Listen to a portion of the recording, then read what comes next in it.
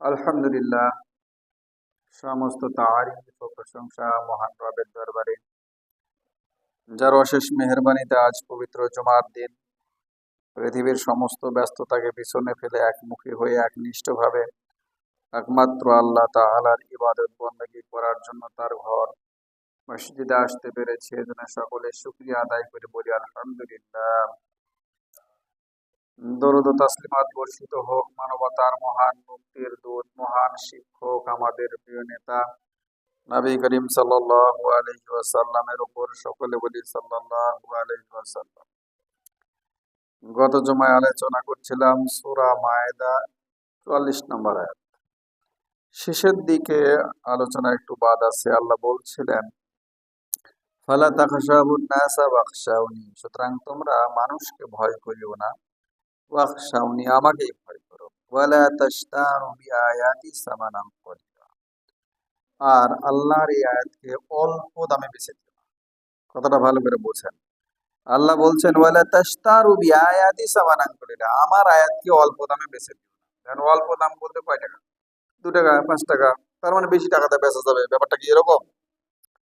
হ্যাঁ, বেশি টাকাতে বেচা।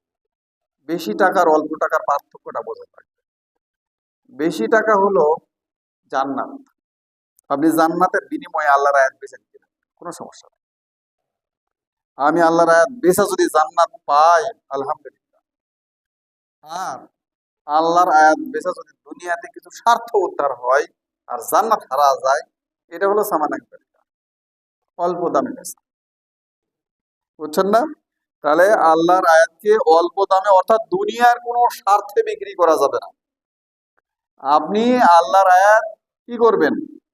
এটা এমন ভাবে পালন করবেন, এমন ভাবে মানবেন যেন জান্নাত অবধারিত হয়ে যায়। আমি যেন জান্নাতে যেতে পারি, এই জিনিসটা খেয়াল করা লাগবে। যেমন এটা আলেমদের বেশি দোষ আছে। বাংলাদেশ সহ পৃথিবীর সব দেশে আলেমের মধ্যে ভাগ আছে না? একটা হলো দরকারি আর একটা হলো সরকারি।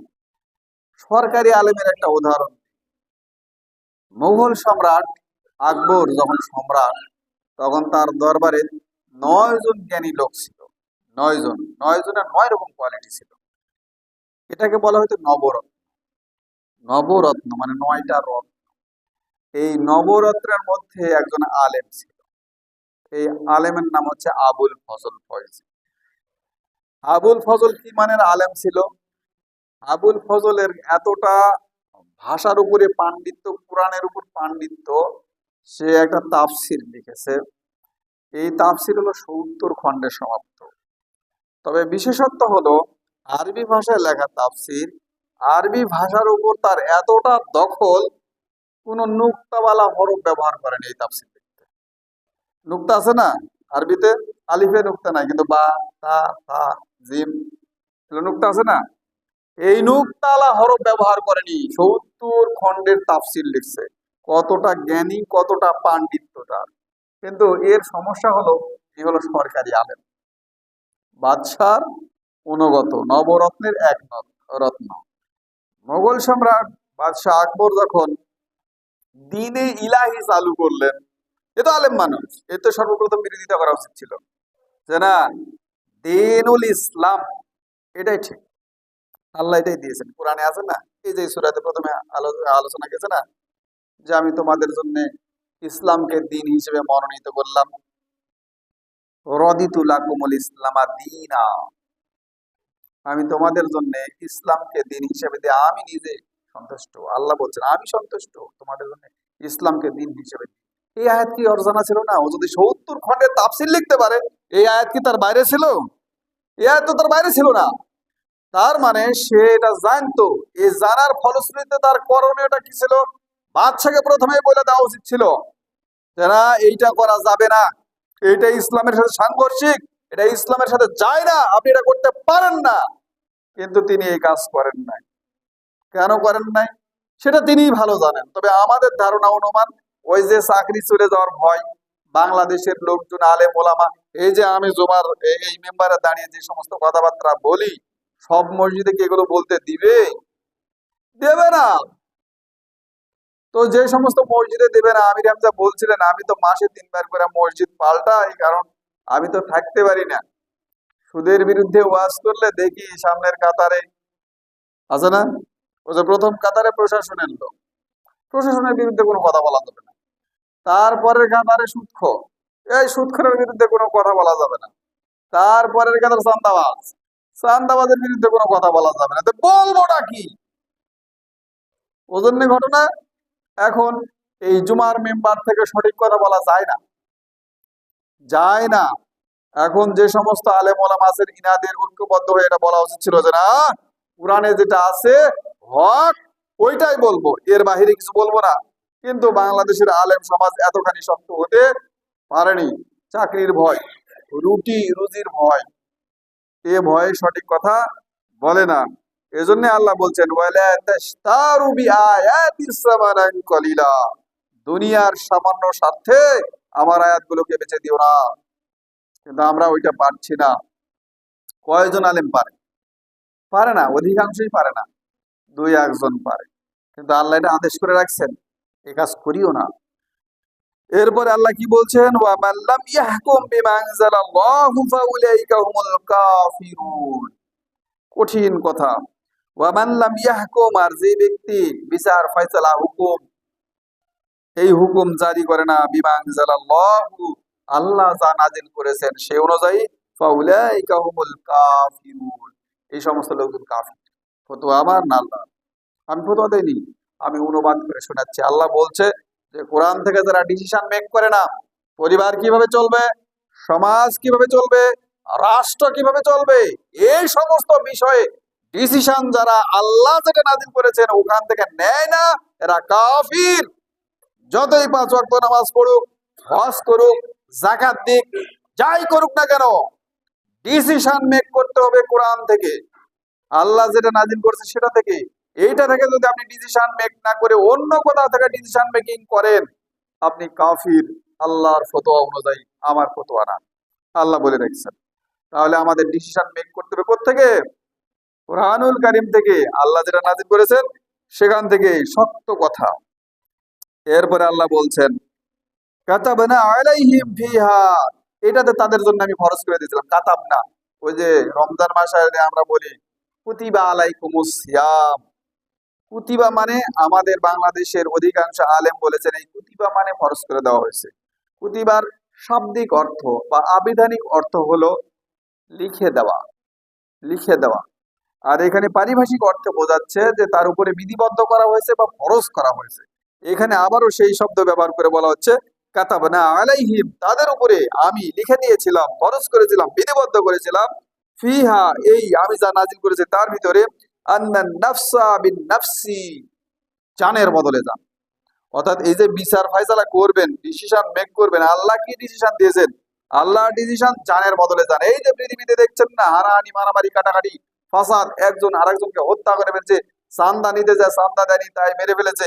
পরশু দিনের সম্ভবত ঘটনা, রাজশাহীতে একজন সুদের টাকা তুলতে গেছে, একজন প্রতিবাদ করে চোখ মেরে ফেলছে। আমার রাজশাহীতেই কাজ, ও নিতে গেছে সুদের টাকা, ও প্রতিবাদ করছে সুদ খাওয়া তো হারাম, সুদের টাকা নিতে আসছিস, এটি তার অপরাধ, তাকে মেরে ফেললো। এই সমাজে আমরা বসবাস করতেছি, এই সমাজে আমরা বসবাস করতেছি। তাহলে আল্লাহর বিধান কি ছিল? সুদ বর্জন করা, এটা তো সে করতে গেছে, এই জন্য তাকে শহীদ হইতে হলো। আল্লাহ লিখে দিয়েছে নান্নান নাফসা বিন নাফসি, একজনকে হত্যা করলে হত্যার বদলে হত্যা, এটাই আল্লাহ রায়। এই হত্যার বদলে হত্যা আইন। এই যে 200 জন মানুষ মেরে ফেললো চান্দাবাজি করতে যায়, হত্যার বদলে হত্যা করলে এটা হয়তো 200 জন হতো না, খুব বেশি হলে 2-1 জন হওয়ার পরে থেমে যেত। যে প্রথম হত্যা করেছে তাকে ধরে নিয়ে আসা যদি হত্যা করা হতো, কি আর কেউ সাহস করতো? আর কেউ সাহস করতো না। কিন্তু আপনি ওই হত্যাকারীর পক্ষে তার একটা কি আছে, জীবনের দাম আছে, মানে চান্দাবাজের জীবনের দাম আছে, আর সাধারণ মানুষের জীবনের দাম নাই। এই মনে করে চান্দাবাজকে আপনি ছেড়ে দিলেন, চান্দাবাজকে হত্যা করলেন না, ফলশ্রুতিতে 1, 2, 3 করতে করতে 200 পার হয়ে গেল। এজন্য আল্লাহ বলছেন কাতাবনা আলাইহিম ফিহা, এটা আমি তাদের জন্য লিখে দিয়েছিলাম, আন্নান নাফসা বিন নাফসি, জানের বদলে জান, ওয়াল আইনা বিল আইনি, চোখের বদলে চোখ, ওয়াল আনফা বিল আনফি, নাকের বদলে নাক, ওয়াল উযুনা বিল উযুনি, কানের বদলে কান, ওয়াসিন্না বিসিন্নি, দাঁতের বদলে দাঁত, ওয়াল জুরুহা কিসাস, এবং প্রত্যেকটা জখমের জন্য সম পরিমাণ জখম। আপনাকে যতখানি জখম করেছে সম পরিমাণ জখম, এটার নাম হলো কিসাস। আল্লাহ কিসাসের ব্যাখ্যা দিচ্ছেন কিভাবে কিসাস করবেন। অন্যান্য যত জায়গাতে যেভাবে জখম হয়েছে, আল্লাহর বিচার বরাবর দাঁড়ি পাল্লা। আমি যদি আমার একটা ঠ্যাং কেউ যদি ভাঙে, আর ওই একবারে এক দাঁড়িতে যদি ঠ্যাং তুলে দেয় আর এক দাঁড়িতে অন্য কিছু তুলে দেওয়া হয়, কখনো সমান হবে? দাঁড়ি পাল্লার উপরে লেখা দিলেন অন্য কিছু হবে? হবে না। বরং এটা সমান তখনই হবে আমার ঠ্যাং যেভাবে ভাঙা হয়েছে ওইভাবে ঠ্যাং ভাঙা দাঁড়ির উপর তুলে দিলে সমান হয়। এটা আল্লাহর বিধান, আল্লাহর বিধান এটা। আল্লাহ ওই কথাই বলছেন, জানের বদলে জান, নাকের বদলে নাক, কানের বদলে কান, চোখের বদলে চোখ, দাঁতের বদলে দাঁত। যেখানে জখম করেছে ওইখানে জখমের বদলে ওইখানে জখম। কত সুন্দর বিধান। এই বিধান যখন লিখে দেওয়া হয়েছে এটা তো আমার পছন্দ হয় না, তখন মনে হয় বর বর আইন না। এগুলো বর বর আইনতে 200 জন মানুষ যে মারা গেল, কোন আইনে মারা গেল? আর সেই মানুষগুলোর জন্য আপনি কি করলেন? তাদের পাশে কিভাবে দাঁড়ালেন? দাঁড়াননি তো। একদিন ফেসবুকে দেখলাম একজন পোস্ট দিয়েছে যে অমুক মিছিল করতে যা ছাগল মারা ফেলছে, আমরা ছাগল আলার পক্ষে আছি। ফেসবুকে নিচে আর একজন কমেন্ট করেছে যে 200 জন মানুষ যে মারা ফেললেন তার পাশে কখন দাঁড়াবেন? ছাগলের পাশে দাঁড়াচ্ছেন, মানুষ মারা ফেললে তার পাশে দাঁড়াতে হয় না? মানে এর কাছে ছাগলের জীবনের যে মূল্য আছে, মানুষের জীবনের ওই মূল্য নাই। আমার এই পাড়াতে আমি বহুবার বলছি, ওই যে ওইখানে একটা ডিবের মুখ আছে, আমি আজকেও দেখলাম ওখানে মাটি দিয়ে রাখছে, মাটি মনে সরে যাচ্ছে। দেখছেন না তানুরের ছেলেটা কিভাবে মারা গেল? এই ডিবে এই বোরিং এর মধ্যে পড়ে না? এখানে পড়তে বাকি আছে, কে কতদিন পড়বে সেদিন সেদিন এরা মুজাবেন, কিন্তু এখন 200 টাকা লাগবে, মুজাবেন না। আমি বহুবার বলছি, যেদিন ওটা বলবেন সেদিনই বলছি। আমি নাম করে বলছি, মানে হামিদ নাকি বলছি না, না এটা বলেন মুজাহিদ দেন। ওই মাটি দেখে ও মাটি কয়দিন টিকবে? ও মাটি তো একসময় ওটা পোকা পড়ে যাবে। তারপরে তারপরে কি হবে? তারপরে কি হবে? মানুষ ছেড়ে দিবে আপনাকে? এর আগে একজন মারা গেছিল এইভাবে ডিবের এই বোরিং এর মধ্যে পড়ে, নিয়ামত করে।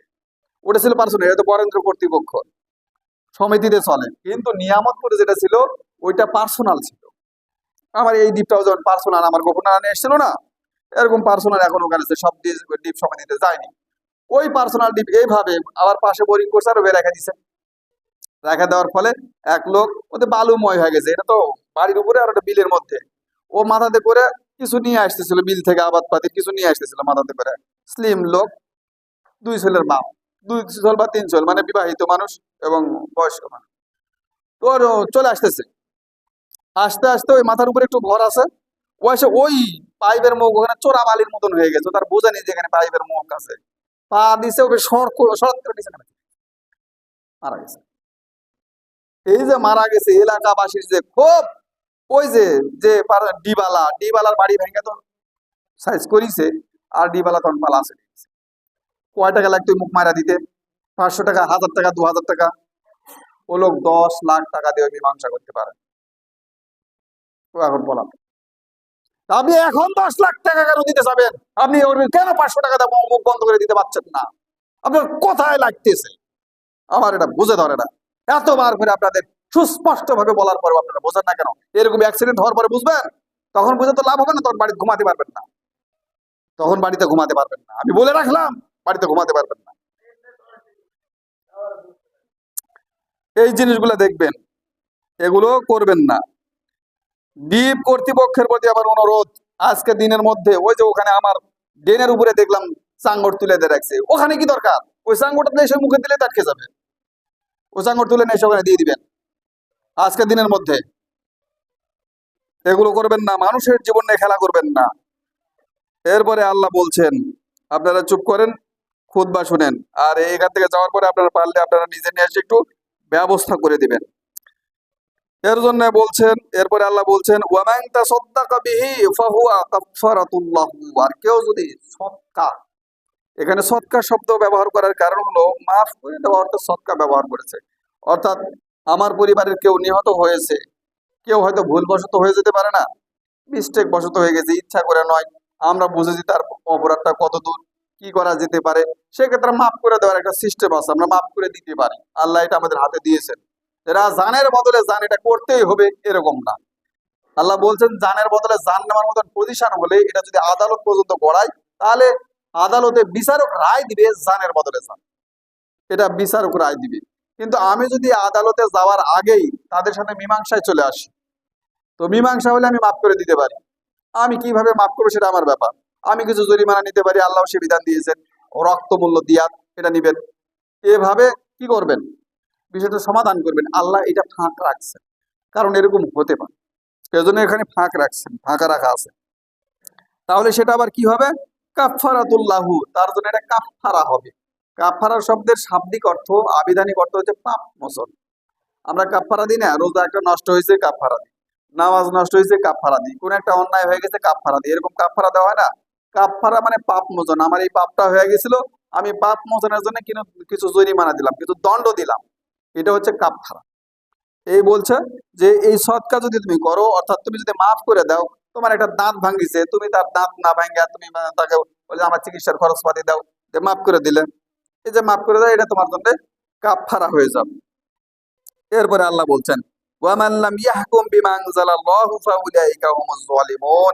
এর আগে বলল হুমুল কাফিরুন, এখন আবার বলছেন জালিমুন, যারা আল্লাহর দেয়া বিধান মোতাবেক বিচার ফয়সালা করে না, সিদ্ধান্ত গ্রহণ করে না, এরা জালিম। এরপরে আল্লাহ আরো বলছেন ওয়াকাফাইনা আলা আসারিহিম ঈসা ইবনে মারইয়াম, আমি তাদের পদাঙ্ক অনুসরণ করে তাদের পেছনে পেছনে ঈসা ইবনে মারইয়ামকে প্রেরণ করলাম। অর্থাৎ এখানে তো মুসা আলাইহিস সালামের কথা হচ্ছিল, তাওরাতের কথা হচ্ছিল। এখন আবার বলছেন যে তার পরবর্তীতে তাদের পদাঙ্ক অনুসরণ করে তাদের পিছনে পিছনে, এই পিছনে পিছনে বলার মানে হলো মুসা আলাইহিস সালামের পরে আরো নবী আসছেন। ঈসা আলাইহিস সালাম আসতে অনেক দেরি, মুসা আলাইহিস সালাম থেকে ঈসা আলাইহিস সালাম পর্যন্ত অনেক নবী আসছেন। যেমন মুসা আলাইহিস সালামের পরে দাউদ আলাইহিস সালাম আসছেন, সুলাইমান আলাইহিস সালাম আসছেন, তারপরে অন্যান্য আরো নবী এইভাবে আসছেন, আস্তে আস্তে আস্তে ঈসা আলাইহিস সালাম পর্যন্ত ঠেকছেন। তো ঈসা আলাইহিস সালাম এই তাদের পদাঙ্ক অনুসরণ করে আসছে। এর মানে হলো তারা যে বিষয়টা নিয়ে আসছিলেন একই রকম ভাবে ইনারাও একই বিষয় নিয়ে আসছেন। অর্থাৎ আদম আলাইহিস সালাম থেকে শুরু করে এখন পর্যন্ত আমাদের পর্যন্ত যে দিনুল ইসলাম চলে আসতেছে, এর মধ্যে কোন রকম কোনো কমা কমতি নাই।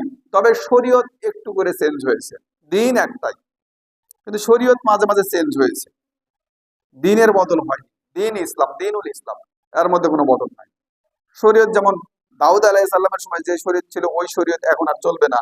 ওখানে তো যমজ বাচ্চা, হাওয়া আলাইহিস সালামের যমজ বাচ্চা হইতো, তো যমজটা উল্টে পাল্টা বিয়ে দিতেন, তখন তার মানুষ নাই, বিয়ে দিলে কার সাথে, এভাবে বিয়ে দিতেন। কিন্তু এখন এটা একদম নিষিদ্ধ। 14 প্রকার নারী, 14 প্রকার পুরুষ বিয়ে করতে পারবেন না, ওটা আল্লাহ নিষেধ করে দিয়েছেন। ওইটা আপনি এর আগে আলোচনা গেছে সূরা নিসাতে, এবং আবারও আসবে সূরা নূরে, এই বিষয়গুলো আছে। এরপরে আল্লাহ বলছেন মুসাদ্দিকাল লিমা বাইনা ইয়াদাই, তিনি ছিলেন সত্যায়নকারী, লিমা বাইনা ইয়াদাই, তাদের হাতের কাছে যেটা আছে, মিনাত তাওরাত, তাওরাত, অর্থাৎ তিনি তাওরাতের বিরোধিতাকারী না, অথবা এরকম বলেননি এখন আর তাওরাত চলবে না, এরকম না। তিনি বলছেন তোমাদের কাছে যে তাওরাত আছে সেটার আমি সত্যায়ন করতেছি, এটা হক, এটা সত্য। ওই সময় যারা ছিল, যারা তাওরাত মেনেছে, তারা জান্নাতে যাবে, আমি এটা সত্যায়ন করতেছি। এখন যেহেতু তোমরা তাওরাতকে বিকৃত করে ফেলেছো, এখন আমার উপরে ইনজিল নাজিল হয়েছে, এই ইনজিলটা মেনেছো। এই ইনজিলের যে বিধানটা আছে এই বিধানগুলো তাওরাতেও ছিল, কিন্তু তোমরা এটাকে কি করেছো, রদ বদল করেছো। আমরা যেমন রদ বদল করেছি, আমি যখন কোরআন পড়ি তখন কিন্তু সব মিলে না। আমি যেগুলো জানি ছোটবেলা থেকে, যেগুলো শুনে আসছি, এগুলো মিলে না, মিলাতে পারি না। এই যে আবুল সরকার যে বললো না, এই ওয়াজ কিন্তু আমি শুনেছি ছোটবেলায়, আওয়ালামা খালাকুল্লাহু নিরি, এটা একটা হাদিস, জাল হাদিস। এইটার বহু ওয়াজ আমি শুনছি, আপনারা শুনছেন কিনা জানি না। এইভাবে হুজুরের আওয়াজ করতো যে আল্লাহ সর্বপ্রথম আল্লাহ রাসূলের নূর তৈরি করলেন, এই নূর তৈরি করার পর সেই নূর ছিল আসমানে, এই সপ্তম আসমান থেকে ষষ্ঠ আসমান আস্তে আস্তে প্রথম আসমানে আসলো। এইভাবে আসমানে সেখানে অনেক উজ্জ্বল হয়ে ছিল, অনেক উজ্জ্বল হয়ে থাকার পরে আব্দুল্লাহ, আল্লাহ রাসূলের পিতা, আব্দুল্লাহর কাছে আসলো। আব্দুল্লাহর মাথা দিয়ে কপালে ঝলমল ঝলমল করতেছিল। এরপরে আমিনার সাথে তিনি তখন মিলিত হলেন, আমিনার গর্ভে চলে গেল, আব্দুল্লাহ নূর হারা গেল। ওই নূরটা কে? ওই নূরটা হচ্ছে আমাদের নবী। এই ওয়াজ আমি শুনছি, আপনারা শুনছেন কিনা জানি না। এই যে ওয়াজ, এগুলো তো জাল হাদিস। আল্লাহ প্রথমে কোনটা তৈরি করছেন, কোনটা তৈরি করেননি, এটা আল্লাহ বলছে নাকি? আল্লাহ বলেনি তো। আর এই নিয়ে আপনার এত মাথা ব্যথা কেন? এই যে জাল হাদিস গুলো, এই জাল হাদিসের কারণে আবুল সরকার এ ধরনের কথা বলার সাহস পেয়েছে। আবুল সরকারের খালি আমি দোষ দেবো না, আপনারা কেন এগুলো হাদিস বানাইলেন? এরকম বহু লোকজন আছে যারা জাল হাদিস বানাইছে নিজেদের স্বার্থে। এখনো দেখি বাংলাদেশের কিছু মানুষ বড় বড় আলেম নবীর নাম নেওয়ার সময় প্রথমে বলে নূর নবী হযরত মুহাম্মদ সাল্লাল্লাহু আলাইহি ওয়াসাল্লাম, আগে নূর বলবে। ওই যে নূর, দোষ কার? এই আলেমরা এখনো তো সমাজে আছে, গলা ফাটা ফাটা গলা ফাটা। তো নূর নবী বলছেন, তা আবুল সরকার তো ওখান থেকে নিছে। আপনি কেন এগুলো করছেন? আপনি যাচাই বাছাই করেন। কোরআনের কথা বলে তো আমি শেষ করতে পারি না, কেন এগুলো জাল হাদিস লাগবে? তারপর সহিহ হাদিস বলেন, কোরআনের সাথে সাংঘর্ষিক যেটা হয় না সেটা বলেন, সমস্যা নাই তো। কিন্তু আপনি কেন মানুষকে বিভ্রান্ত করার জন্য? এগুলো তো আমাদের প্রয়োজন নাই। আল্লাহ কোনটা আগে সৃষ্টি করছে, কোনটা পরে সৃষ্টি করছে, এটা মানুষের কি দরকার? কোনো দরকার আছে? কোনো প্রয়োজন আছে? কি আমাদের মাঠে প্রশ্ন হবে? না, কিছুই না। এ বিষয়ে তো আমার কোনো প্রয়োজন নেই, সে বিষয়ে কেন আমি মাথা ঘামাবো? বরং ওইটা নিয়ে যে আপনি টানাটানি করছেন, ওইটার উপরে কথা বলেছেন, সময় নষ্ট করেছেন, আল্লাহ এটা প্রশ্ন করতে পারে যে তুমি ওই সময়টা কি করছিলে? ওই সময়টা এই যে শয়তানি বদমাইশি করে কাটাচ্ছেন, এই টেলিভিশন দেখেন, ঘন্টার পর ঘন্টা নাটক দেখেন, সিনেমা দেখেন, যার কোনো যে সময়ের কোনো দাম নাই, ও সময়ের হিসাব নিলে আপনি কি করবেন? ও সময়ের হিসাব নিলে কয়জন জান্নাতে যাবেন? কেন এগুলো সময় অপচয় করেন? সময়ের দাম নাই? সময়ের দাম কত? কত দাম? মৃত্যুর ফেরেশতা উপস্থিত, আপনি যদি বলেন 1 সেকেন্ড, গোটা পৃথিবী তোমার নামে দিয়ে দেবো, আজরাইল 1 সেকেন্ড টাইম দাও, দিবে?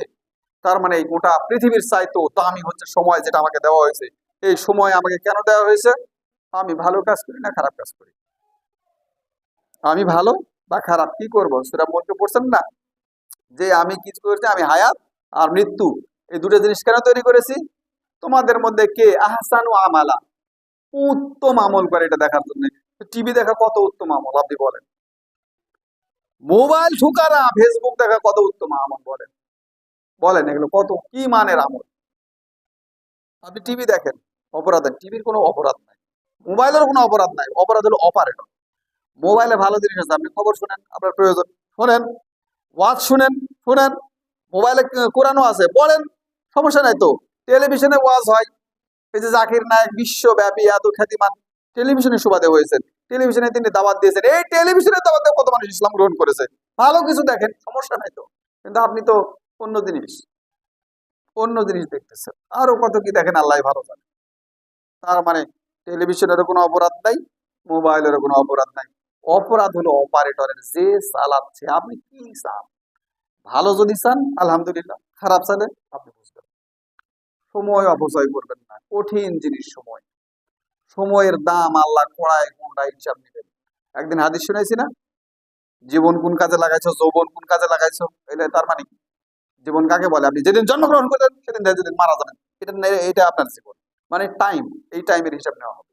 এই জন্য টাইম উল্লেখ করে আল্লাহ সূরা নাযিল করছেন, বলে আজ সময়ের কসম, ইন্নাল ইনসানা লাফি খুসর, নিশ্চয়ই মানুষের সবাই ক্ষতির মধ্যে রয়েছে। সময় কি জিনিস? সময়ের দাম দিতে হবে। সময় কিনে উল্টাপাল্টা কিছু করবেন না। এরপরে বলছেন ওয়াতাইনাহুল ইনজিলা, আমি তাকে ইনজিল দিলাম, যেটা আমি একটু আগে বললাম। ফিহি হুদা ওয়া নূর, সেখানে ছিল হুদা এবং নূর। গত সপ্তাহেও এটা এসেছে, তাওরাতের বেলায়ও এই কথা বলছিল, তার মধ্যে হুদা এবং নূর মানে হেদায়েত এবং আলো। এখানে ইনজিলের ব্যাপারে বলছে হেদায়েত এবং আলো। কোরআনের ব্যাপারে বলা আছে, কোরআনের নামই তো আন-নূর, আলো। প্রত্যেকটা আসমানি কিতাব যেগুলো আল্লাহ দিয়েছেন, আদম আলাইহিস সালামের সহিফা থেকে শুরু করে এই পর্যন্ত সবগুলোর মধ্যে এই দুটো জিনিস ছিল, এক হুদা আর এক নূর। হুদা মানে হেদায়েত, পথ নির্দেশনা, আপনি কোন পথে চলবেন, কি কাজ করবেন, কি কাজ করবেন না, এই। আর কি ছিল? নূর, আলো। এই আলো কোথায় লাগাবেন? এই আলো লাগাবেন কলবে, অর্থাৎ হৃদয়ের অন্ধকার দূর করতে হবে। মানুষ যার মনের মধ্যে অন্ধকার আছে, সে কিন্তু প্রকৃত কানা। চোখ থাকতে অন্ধ আমরা বলি না, আমাদের চোখ আছে কিন্তু আমরা কানা, এর মানে হচ্ছে মনে আলো নাই। মনে আলো না থাকার কারণে সঠিক জিনিস আমরা দেখতে পাই না, হক দেখতে পাই না। এখনো কিছু কিছু লোক বলছে না যে চাঁদাবাজি করলে, চাঁদাবাজি করবে না কেন? আপনারা ফেসবুকে দেখতেছেন, চাঁদাবাজি এতদিন ধরে খায়নি, এই আগে একটু একটু করবে। ওর হৃদয় অন্ধকার, ওর মনে আলো নাই, কোরআনের আলো নাই। আর হৃদয় যদি কোরআনের আলো থাকতো, তাহলে কোন লজ্জায় বলে 16 বছর ধরে খাইনি, একটু তো একটু খাবেই। আর একজন আবার বলছে কি, এরা আবার নমিনেশনে পাইছে, আর একজন আবার বলছে কি, যে যদি একটু মারামারি নাই করে, যদি একটু চান্দাবাজি নাই করে, তাহলে যে আমরা আছি, আমরা এত বড় দল বুঝবো কি দিয়ে? ওর মনের মধ্যে আলো আছে? ওর মনের মধ্যে আলো না, মন একদম অন্ধকারে ভরে গেছে। ওর হৃদয়ে কোনো আলো নাই। আলো থাকলে এরকম বলতে পারে না। ওই এখন অন্ধকারে দেখতেছে, আলোতে দেখলে পারে এরকম কথা মুখ দিয়ে বেরোয় না। এই জন্য এই আলো লাগবে। ওই কথা মুখ দিয়ে বের হবে না যখন এই যে হুদা নূর, আপনার এই কিতাবের হেদায়েত, এই কিতাবের নূর যখন এই কলবের মধ্যে থাকবে, তখন মুখ দিয়ে এরকম কথা বের হবে না। তখন সব ফোকা দেখা যাবে, কিন্তু এখন দেখতে পাচ্ছে না তো, অন্ধকার। এরপর আল্লাহ বলছেন, ও মুসাদ্দিকাল লিমা বাইনা ইয়াদাইহি মিনাত তাওরাত, আর তিনি সত্যায়নকারী লিমা বাইনা ইয়াদাইহি, যা তাদের হাতের কাছে আছে, তাওরাত, এই তাওরাতের সত্যায়নকারী, ওয়া হুদা এবং হেদায়েত, ওয়া মাউইজাত, ওয়া মাউইজাতাল লিল মুত্তাকিন, এবং মুত্তাকিদের জন্য ওয়াজ, উপদেশ। এই তাওরাতও ছিল মুত্তাকিদের জন্য উপদেশ, ইনজিলও মুত্তাকিদের জন্য উপদেশ, কুরআনও মুত্তাকিদের জন্য উপদেশ, সব কিছু উপদেশ। এগুলা আল্লাহর ওয়াজ। ওয়াজ মানে উপদেশ। উপদেশ কে দিয়েছেন? স্বয়ং আল্লাহ। মানে আল্লাহর ওয়াজ। আমাদের আল্লাহর ওয়াজ ভালো লাগে না, এটা হলো একটা বড় প্রবলেম। কোরআনের কথা বললে এখানে বেশিক্ষণ যদি খুতবা দিতে দিতে 2-3 মিনিট বেশি হয়ে গেলে, তখন আপনারা ঘড়ির দিকে তাকান। আর টিভি দেখতে দেখতে যখন দেখা যায় যে রাত 2টা বাজা গেছে, ঘুমানো লাগবে, তারপরেও 5টা চ্যানেল ঘুরে আসেন। কি? তারপরেও 5টা চ্যানেল ঘুরে আসেন যে আরানা কুটে কি হচ্ছে, আরানা কুটে কি হচ্ছে। আর এখানে ঘড়ির দিকে তাকাবেন, এই এতক্ষণ কেরে বা তখন তো 20 মিনিট পর্যন্ত কথা বলে 21 বাজা গেল, তাও বকর বকর করছো, তাই না? আর টিভি দেখার সময়, টিভি দেখে সিনেমা একটা শেষ হয়েছে, আর একটা কুটে হচ্ছে, ঘুরে আসি। মানে হাত এখন তো সুবিধা, আগের মতন আর উঠে যাওয়া লাগে না, এখন রিমোট, তাই না? ল্যাপের মধ্যে সুবিধা থাকে, টিপ টিপ, তাই না? হ্যাঁ, মাইন্ড করেন না, বাস্তবতা বলছি। মানুষের মন ভালোর দিকে যায় না, খুব অল্প সংখ্যকের মন ভালোর দিকে যায়, খুব অল্প সংখ্যক মানুষ জান্নাতে যাবে, কলিলা, খুবই কম সংখ্যক। এটা হাদিসে এরকম বলা আছে, আল্লাহ রাসূল বলছেন যে 1000-এ একজন, 1% না, পার্সেন্ট হলে শতকরা একজন। আল্লাহ রাসূল বলছেন হাজারে একজন জান্নাতে যাবে। তার মানে 1000-এ 999 জন জাহান নামে যাবে। কেন? ওই হৃদয়ে আলো নাই, অন্ধকারের মধ্যে হাত রেড়ে বেড়ায়। হয়তো মুসলমান, কালেমা পড়েছে, নামাজও পড়ে, হজও করছে, রোজাও রাখে, জাকাতও দেয়, কিন্তু আল্লাহর বিধান মানে না। আমরা শরিয়া আইনে বিশ্বাস করি না, আবার নামাজও পড়ে, রাস্তার মধ্যে যায় নামাজ দিচ্ছে। তো শরিয়া আইন মানে না তো নামাজ পড়ছিস কেন? ওটা তো শরিয়া আইন, ঠিক না? ও তো বলে শরিয়া আইন মানে না, আবার নামাজ পড়ে। মানে মুনাফিক কারে বলে? মুনাফিক তাকেই বলে যে মুখে যেটা বলে কাজে সেটা করে না, কাজে যেটা করে মুখে সেটা বলে, এর নাম হলো মুনাফিক। তো যতটুকু আলোচনা করেছি, এ থেকে আল্লাহ রাব্বুল আলামিন আমাদের সবাইকে শিক্ষা নিয়ে বাস্তব জীবনে আমল করার তৌফিক দিন। আমিন। বারাকাল্লাহু লানা ওয়া লাকুম ফিল কুরআনিল আযীম।